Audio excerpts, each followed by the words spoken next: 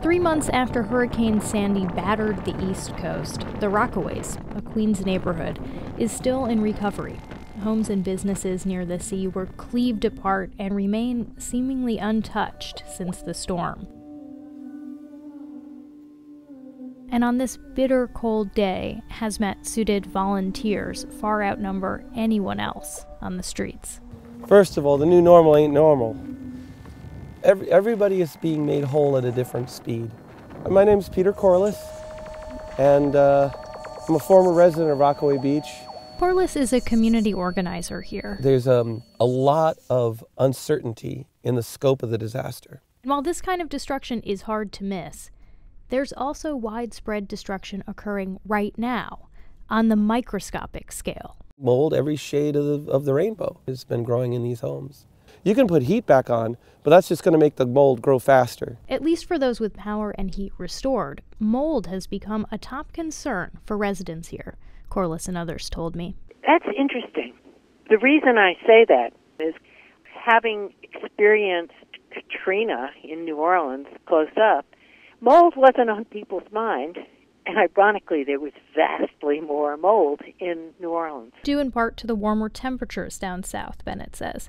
Joan Bennett is a fungal geneticist whose New Orleans home molded after Katrina flooding. You know, nobody likes to lose their house, but to lose it to the life form that you have been studying all your life.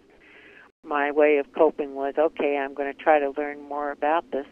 So Bennett turned her home into a fungi collection site. In my home in New Orleans, the major fungi that I isolated were soil fungi, and I think they had been picked up as the floodwaters swept across the city. Bennett, who's since moved to Rutgers, also sampled New Jersey homes after Sandy.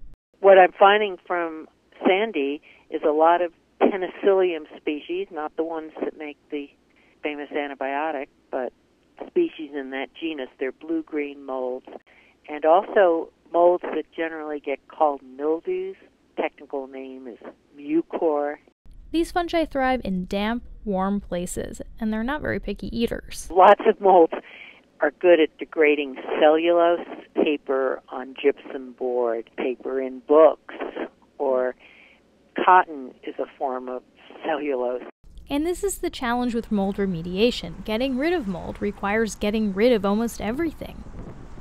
And that's what volunteers are doing. Mucking and gutting houses here in the Rockaways, pulling up floors, pulling out insulations to get the house down to bare studs, basically, with no nails, no screws, nothing in them, so that people can then come in and treat for mold.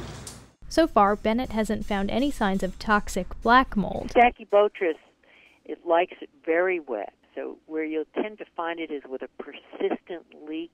But exposure to any mold in high quantities can pose health risks, says Ginger Chu of the CDC. In concentrations that are very high, there's the potential for respiratory health effects, regardless of the type of mold. Especially in children, asthmatics, and immunocompromised people. But exactly what levels of spore exposure are safe for what populations isn't well understood either, researchers say. The take-home point: when in doubt, throw it out. Which is what residents in this community are doing. Mucking and gutting, throwing things out. You can't see the devastation on the inside. You don't have a sense of how much damage there still is yet to repair. And there's a tremendous amount. For Science Friday, I'm Flora Lichtman.